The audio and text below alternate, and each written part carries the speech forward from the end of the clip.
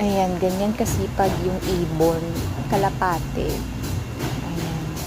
Yung mga dried na branches ng kahoy. Ninipis lang na part ng kahoy. Ayan. Babalik siya dyan mamaya.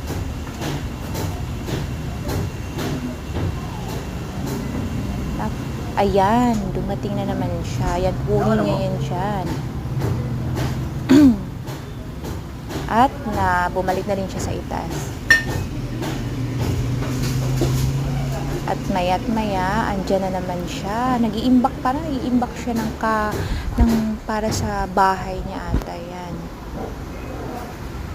Babalik na siya dyan. Wala mo? Oo, ayan, andyan na naman siya. Kinuha na naman yung mga dried na branch, mga